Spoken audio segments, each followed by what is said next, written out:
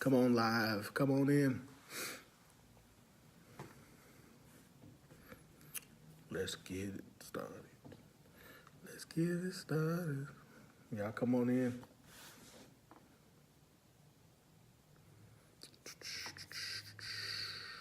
Come on. Come on in. What's going on, people? Lonnie, how you doing, sir? How's everybody doing today? Y'all come on in. Hope you're having a good day so far. I know it's probably, if you are Central Time, you're either on lunch or getting ready to go to lunch, so I hope you have a good lunch. Yeah. So what's going on? If you guys caught the post yesterday, Rico, how you doing, man? If you guys caught the post yesterday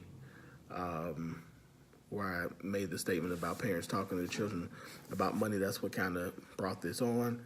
I actually hadn't planned on doing anything today, but after seeing how that was going, I wanted to go into that a little deeper, just to kind of give some more insight and to help out. So as you come in, do me a favor, make sure you hit the share button. Of course, make sure you say hello. Again, make sure you hit the share button, make sure you say hello, and then tell me where you're checking in from. So Lonnie, how you doing? Again, Rico, what's up, my brother? How you doing? Andrea Fingers, how you doing? Kendall, what's up, my brother? Like, I don't know how you just joined twice, but you just did. But what's going on? So I hope everybody is having a magnificent day. And again, like I said, hit that share button. Hey, Melanie, how you doing? Hit the share button, say hello, let me know where you guys are calling from, and then y'all know, don't play me with hearts and thumbs up today. So, you know, y'all, I usually don't say anything, but y'all do me wrong with the thumbs up and the hearts. No, I'm kidding. So, but yeah, make sure you do that as well, okay?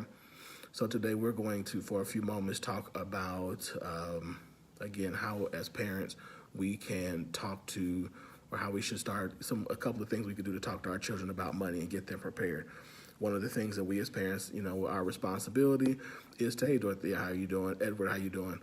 Again, is to make sure, one of our responsibilities as parents is to make sure that we educate our children, to give them the tools and the things that they need to be prepared, to be successful.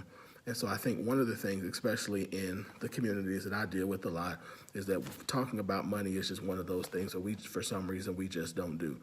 And I'm sure a lot of it has to do with the fact that talking about money exposes our deficiencies, something that we don't know, and it's a little uncomfortable at times. And so I understand us not doing it, but I think it's imperative that we realize that it's hurting our community, it's hurting our families, because we are not preparing one another for the financial things that are going to happen. We're not preparing our children to deal with credit. We're not preparing and talking about investing. We're not talking about the importance of having good credit. We're not preparing them so when you go to college, you take the stupid, and not to say that you wouldn't do this even if they did, but you take the stupid credit card that's being offered for a Teenage Mutant Ninja Turtle t-shirt or some candy, or, you know, things like that.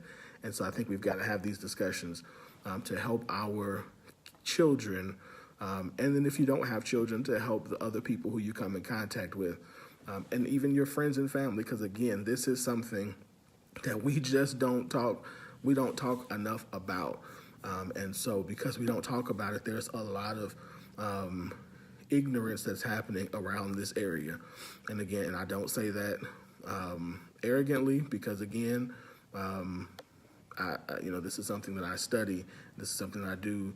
And I myself grew up in an environment where, you know, I used to laugh in retrospect before I went to college, and I started getting all of those letters from credit card letters and pre-approved letters in the mail.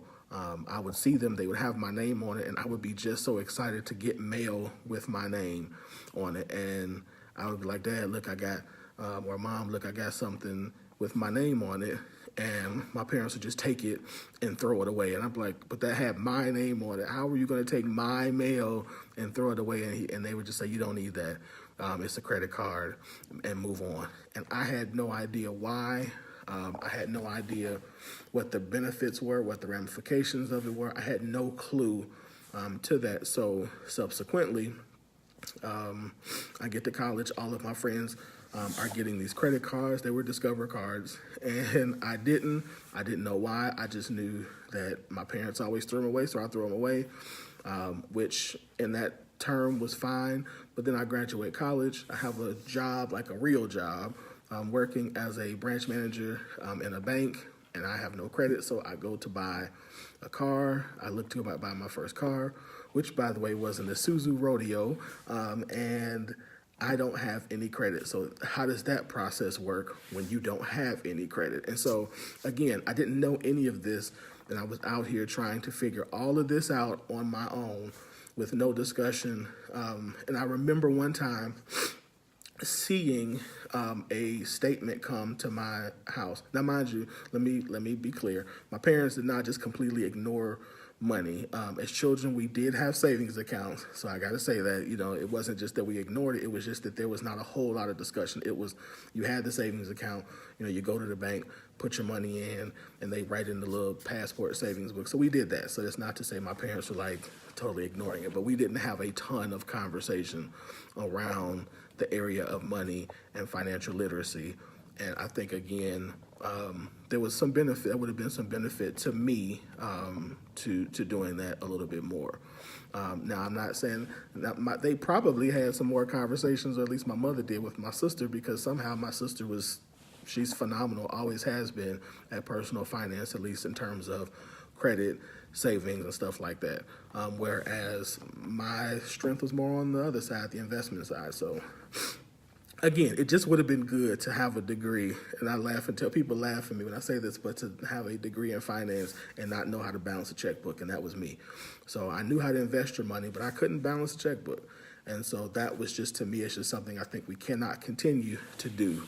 And we got to have these conversations. So, all right, so today I want to give you guys 7 different ways that I think that we can, again, begin to incorporate our children or kids in our community about money, about financial literacy, about how to be better at money than we were. So, again, as we go through these, if you have questions or comments, put them on the live. If you haven't hit the share button yet, please do. If you have questions later after this, please ask them. But here we go. All right, so the first thing that we can do is, if you are an entrepreneur, you can have your children be a part of your business. When I say be a part of your business, my suggestion or my recommendation is that you give them an active role in the decision-making, the financial decision-making process of your business. Not saying that they get to make final decisions, but at least allowing them in the room or to be in your presence when you're making those decisions helps them to see some of the thought processes that have to go into place before making a decision. Plus, you never know, they might give you a good idea in some area, depending on what your target market is or whatever. But just allowing your children to be in the discussions will be beneficial, because you will soak up, if nothing else, they will soak up that environment, and it will be an environment that they're not uncomfortable in. So growing up, one of the things that helped me in corporate America and in business was my father was a corporate executive, and before he retired. And there were many times that my sister and I would go to events with him, or go to not just like company picnics, though we did the company picnics, we did the basketball games, but I also had several opportunities to go with him when he would go on sales calls, and when he would have some of his executive meetings, and I would get to dress up and sit in and listen to him and his coworkers do presentations. And so when those opportunities happened for me, I got to college, getting to high school, later on in high school, it was not an environment that was uncomfortable for me because I had been there before. It was something that I had seen before. I knew how to act. I knew what not to say, or it didn't feel again, uncomfortable for me in that environment because I have been exposed there. And so I think if you're an entrepreneur, it is very beneficial for you to expose your children to what that life and what the decision-making processes are. The number two thing I think we can do to help our children is we can talk about specific salaries. Yes, we can talk about specific salaries. What do you mean? Well, it's simple. If you decide, if you're talking to your children and you're saying, hey, listen, what do you want to be? Y'all know, what do you want to be when you grow up? And your child says, I want to be, I want to be a fireman. Great. Do you know what firemen make? No, I don't. Let's look it up. Look it up, have the discussion, and talk about, with that type of salary, what that lifestyle looks like. And sometimes what that does is that helps us to marry our reality to our dreams. And it's not a bad thing to have dreams, but I think sometimes if you want to live a certain lifestyle, that means you have to have a certain income. And if you want to live, if you want to live, you want to ball, you want to, fly on the jet and all that kind of stuff, like I do, then there's a certain level of income or a certain level of revenue that you need to bring in. So saying, again, no disrespect to firemen, but you want to be a firefighter, does not necessarily equate to the type of lifestyle that you want to live. So we got to have those discussions. This is what this position pays. Are there other ways you can make money? Of course. But if you want to live said lifestyle, then you taking a position that pays $50,000 a year, $75,000 a year, $100,000 a year, does that get you to the place that you want to get there? So have those discussions and have them on a regular basis, so that way, again, your children are not surprised.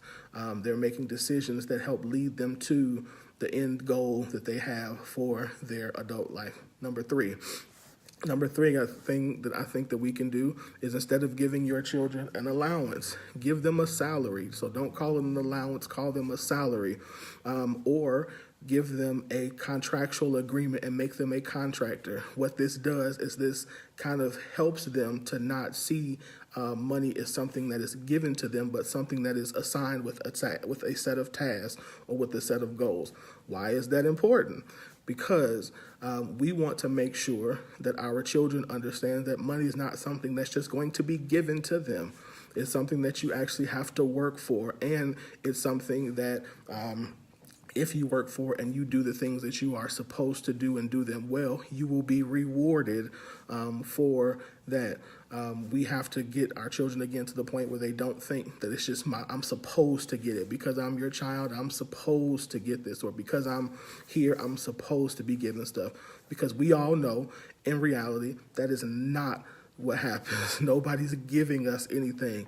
If you want something, our kids know you got to hustle for it. And so we have to begin at an early age to put that in their mindsets, that listen, we can't just sit around and do nothing. You got to hustle. Number four thing you can do is we can show them how to make even more money. So if you do number three, then there are always opportunities. If your child says, hey, I want something that's outside of my salary, what can I do?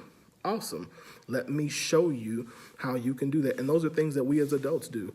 That if we want things, we know that either, we got to save more or figure out a way to make more money. Talk to your children about ways that they can do that. You can go to your neighbors. There's a couple of neighbors you have that might need their grass cut, or there's some people who might need their snow removed. There's some people, have those discussions where when they get in a bind or when they want something, they're not, again, sitting around waiting for somebody to give them something, but that they're in a position to think through the process, think through, use their skill sets to see what they want, to be able to earn the type of money that they want. Number five thing, and one that's important to me, is encourage your children to be entrepreneurs at an early age.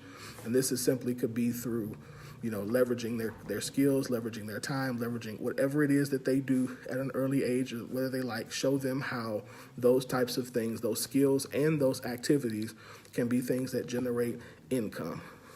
Because again, whether we want to talk about it or not, money's a pretty important thing. And let me insert this by saying this, because I know a lot of people get concerned when we talk about money because they think that it's an evil thing. Money is not evil. Money is not evil. Let me say this. Money is not evil. People who have money can be evil. Loving money more than you love anything else can be evil. But money in itself is not evil. Money is a tool. Money is a resource that can help you and that should help you build the things, the type of lifestyle that you want. It can help you give more to the poor. It could help you, fund more businesses. It can help you do a whole lot, live more comfortably.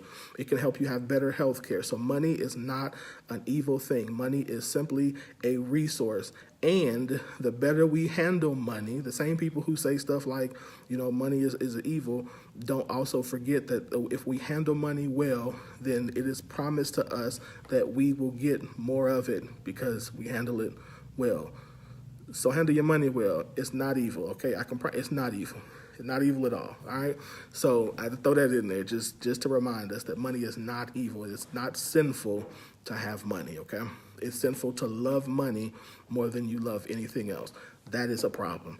But again, having money ain't bad. And if you're one of those people who don't love money and you have it, send it to me. I'll be more than happy to do something with that money that you think is sinful.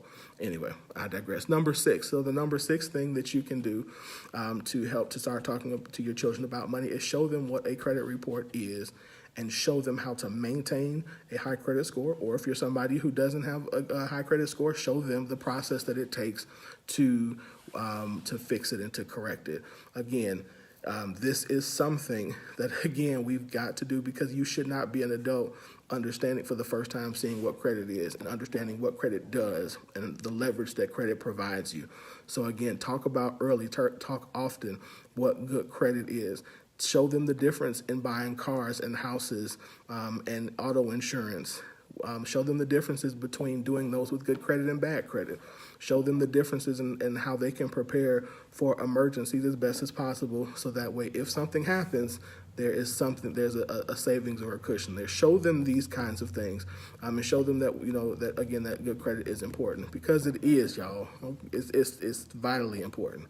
And be honest about it. So one of the things that I know, like I said earlier, is that we're afraid to talk about it, but this is an area that we cannot be afraid to talk about. You can be embarrassed, that's fine, but be embarrassed and talk about it anyway. Everybody, including him, makes mistakes. That's okay. There's nothing to be ashamed about. There's no shame. There's no condemnation. There's no guilt. Just learn you can always learn how to fix it. And again, and showing your children this can be beneficial. Number 7, last but not least, number 7 would be that you can make them save a portion of every dollar that they get. So you as a parent can early on teach your children how to save money by whether they get an allowance and you don't pay attention and call it an allowance or salary or whatever you call it. Make them save a certain percentage of it and then ask them questions about their spending habits. So ask them the questions that we should be asking ourselves. Do I really need this right now? Is this something that can wait? Do I really have the money to pay this? Or is this something that can wait? If I'm putting this on credit, is this something I can pay off at the end of the next 30 days? Or should I wait? So ask them those questions now so you are training their thought processes. So as they get older, again, this is not something that they're learning when they're already behind or when they're already having credit issues or when they're just trying to figure it out as an adult. So, again, we want to make sure that our children are prepared. Those are just 7 things that you can do. There's a whole lot more. I didn't even get into, putting them on savings challenge, like 30-day savings challenge or the 52-week savings challenge, or something like that. You can do that for them too. But those are just 7 ways that, again, that as adults, we can begin to prepare our children for money and to be good stewards of money and to not be in a cycle of wherever, of pain or of poverty, or, we want cycles of wealth. We want to be able to pass down wealth. The Bible says that a good man leaves an inheritance for his children's children. The same Bible also says that there should be no debt that is left between you, but the debt of love. Y'all, that's what it says. It says, listen, we shouldn't have any debt except for the debt of love.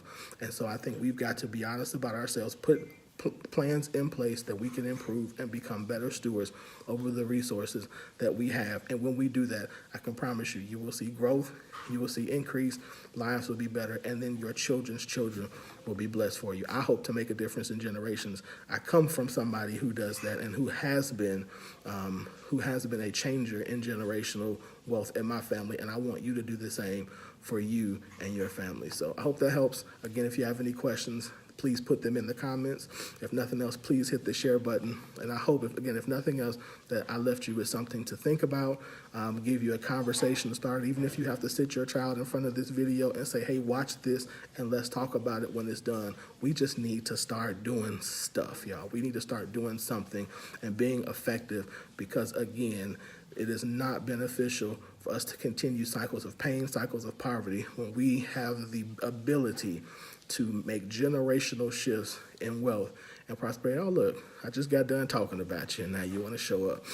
So y'all have a good rest of your day, and don't forget to tune in tonight to the Word on Wednesday. Oh, and then don't forget also, if you missed from Monday, I did make the offer. If you want the DIY Fix Your Credit course that I have, then it's $47 for this week only. You can hit me up and I'll get you started on that. What's up, Jamal? How you doing? So I hope you guys have a good rest of your day, and I will talk to you later.